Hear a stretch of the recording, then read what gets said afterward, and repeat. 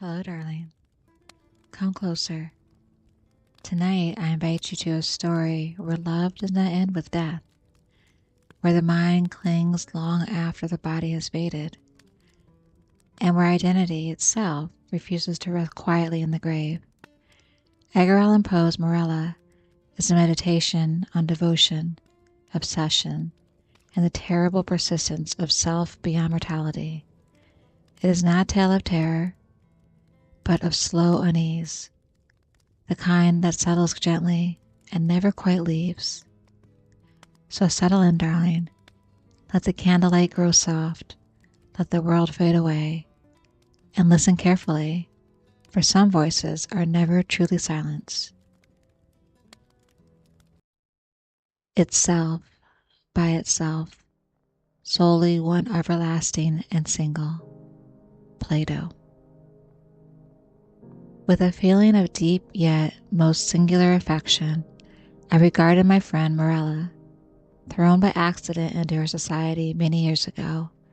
My soul, from our first meeting, burned with fires it had never before known, but the fires were not of Eros, and bitter and tormenting to my spirit was the gradual conviction that I could in no manner define their unusual meaning or regulate their vague intensity.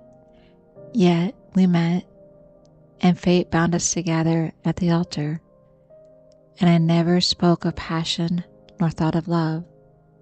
She, however, shunned society and attached herself to me alone, rendered me happy.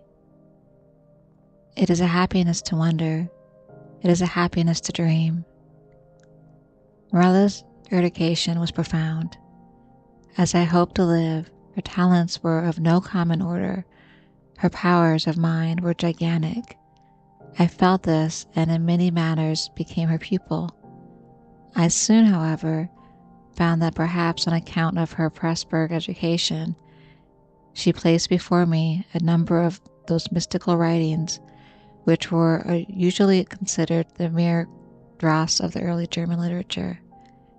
These, for what reason I could not imagine, were her favorite and constant study, and that, in process of time, they became my own, should be attributed to the simple but effectual influence of habit and example.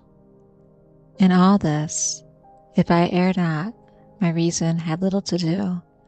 My conviction, or I forget myself, were in no manner acted upon by the ideal, nor was any tincture of the mysticism which I had read to be discovered, unless I am greatly mistaken either in my deeds or in my thoughts. Persuaded of this, I abandoned myself implicitly to the guidance of my wife, and entered with an unflinching heart into the intricacies of her studies. And then, when pouring her forbidden pages, I felt a forbidden spirit enkindling within me.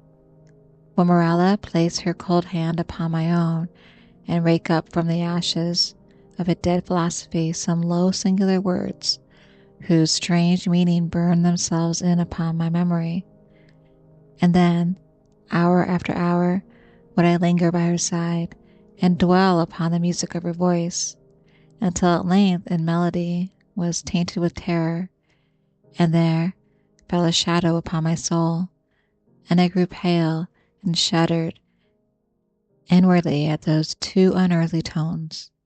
And thus joy suddenly faded into horror, and the most beautiful became the most hideous, as Hinian became Jihana. It is unnecessary to state the exact character of those disquisitions, which, growing out of the volumes I had mentioned, formed for so long a time almost the sole conversation of Morella and myself. By the learned and what might be termed theological morality, they will be readily conceived, and by the unlearned they would, at all events, be little understood. The wild pantheism of Fetch, the modified Pelagondia of the Pythagoreans, and above all, the doctrines of identity as urged by Schelling, were generally the points of discussion presenting the most of beauty to the imaginative Morella. The identity, which in term personal, Mr. Locke, I think, truly defines to consist in the sameness of rational being. And since my person we understood an intelligent essence having reason, and since there is a consciousness which always accompanies thinking, it is this which makes us all to be that which we call ourselves, thereby distinguishing us from other beings that think and giving us our personal identity.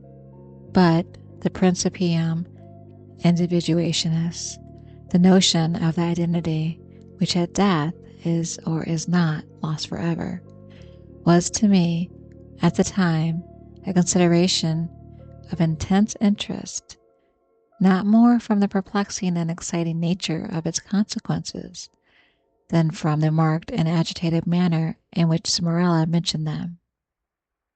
But indeed, the time had now arrived when the mystery of my wife's manner oppressed me as a spell. I could no longer bear the touch of her white fingers, nor the low tone of her musical language, nor the luster of her melancholy eyes. And she knew all this, but did not upbraid. She seemed conscious of my weakness or my folly, and smiling, called it fate. She seemed also conscious of a cause to me unknown for the gradual alienation of my regard, but she gave me no hint or token of its nature. Yet was she woman, and pined away daily. In time the crimson spot settled steadily upon the cheek, and the blue veins upon the pale forehead became prominent. And one instant my nature melted into pity, but in next I met the glance with the giddiness of one who gazes downward into the same dreary and unfathomable abyss. Shall I then say that I longed with an earnest and consuming desire for the moment of Morella's decease?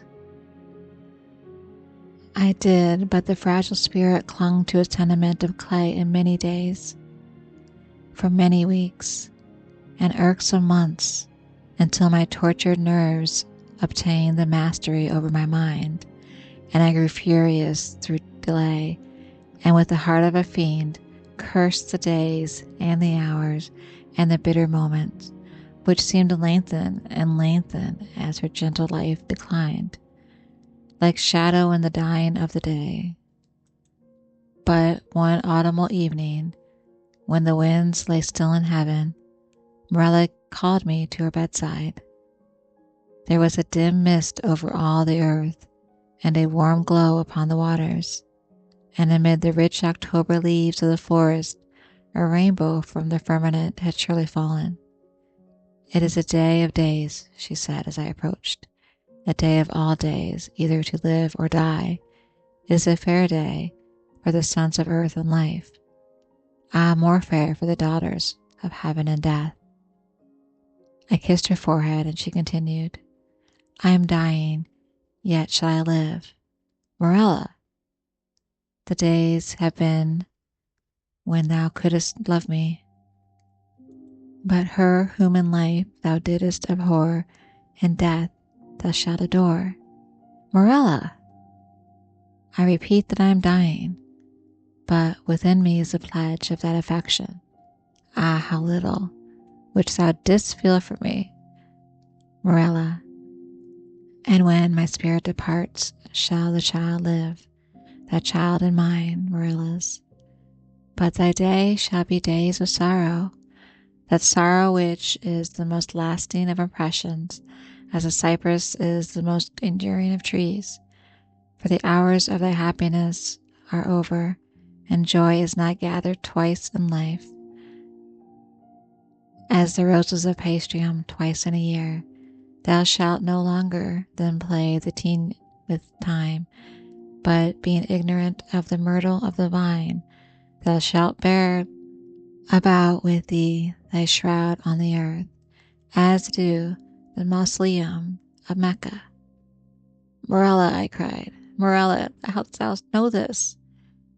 But she turned away her face upon the pillow, and a slight tremor coming around her limbs, and thus she died, and I heard her voice no more. Yet, as she had foretold, her child, to which in dying she had given birth, which breathed not until the mother breathed no more, her child, a daughter, lived, and she grew strangely in stature and intellect, and was the perfect resemblance of her who had departed, and I loved her with a love more fervent than I had ever believed possible to feel for any Dizian of earth. But ere long the heaven of this pure affection became darkened with gloom and horror, and grief swept over it in clouds. As said, the child grew strangely in stature and intelligence. Strange indeed was her rapid increase in bodily size, but terrible, oh terrible, were the tumultuous thoughts which crowded upon me while watching the development of her mental being. Could it be otherwise when I daily discovered in the conceptions of the child the adult powers and faculties of the woman? When the lessons of experience fell upon the lips of infancy, and when the wisdom of the passions of maturity I found hourly gleaming from its full and speculative eye, when, I say, all this became evident to my appalled senses, when I could no longer hide it from my soul, nor throw it off from these perceptions, which trembled to receive it, is it to be wondered at that suspicions of a nature fearful and exciting crept in upon my spirit, or that my thoughts fell back aghast upon the wild tales and thrilling theories of the entombed Morella? I snatched from the scrutiny of the world a being whom destiny compelled me to adore, and in the rigorous seclusion of my home watched with an agonizing anxiety over all which concerned the beloved. And as years rolled away, and I gazed day after day upon her holy and mild and eloquent face, and pored over her maturing form, day after day I discovered new points of resemblance in the child to her mother. The melancholy and the dead, and hourly grew darker these shadows of similitude, and more full, and more definite, and more perplexing, and more hideously terrible in their aspect.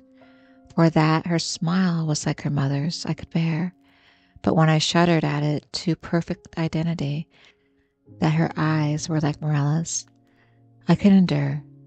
But then they too often looked down to the depths of my soul with Morella's own intense and bewildering meaning, and in the contour of the high forehead, and in the ringlets of the silken hair, and the wan fingers which buried themselves therein, and in the sad musical tones of her speech, and above all, oh above all, in the phrases and expressions of the dead on her lips, of the loved and the living, I found food for consuming thought and horror, for a worm that would not die. Thus passed upon 2 lustra of her life, and as yet my daughter remained nameless upon the earth. My child and my love were the designations usually prompted by a father's affection, and the rigid seclusion of her days precluded all other intercourse. Morella's name died with her at her death. Of the mother I had never spoken to the daughter. It was impossible to speak. Indeed, during the brief period of her existence, the latter had received no impressions from the outward world, save such as might have been afforded by the narrow limit of her privacy. But at length the ceremony of baptism presented to my mind, in its unnerved and agitated condition, a present deliverance and the terrors of my destiny. At the baptismal font I hesitated for a name, and many titles of the wise and beautiful, of old and modern times, of my own and foreign lands, came thronging to my lips. With them many fair titles of the gentle and the happy and the good.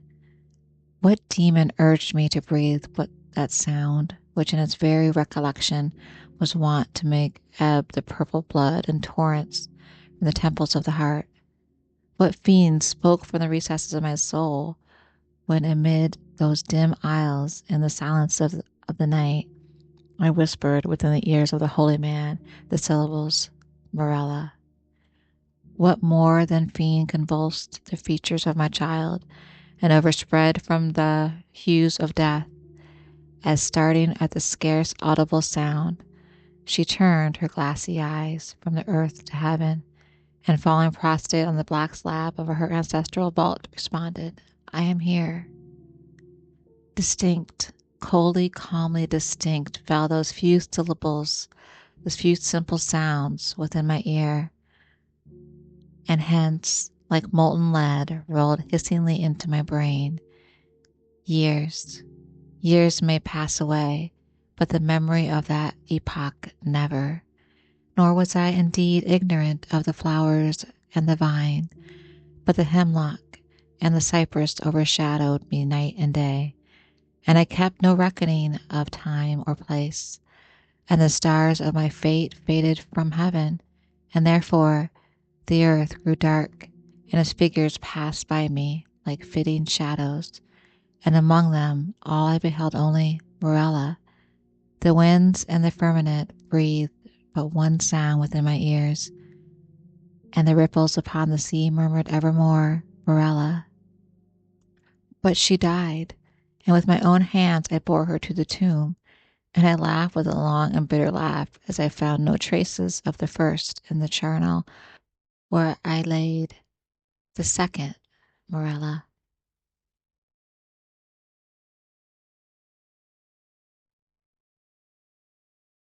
And now, darling, we come to the end.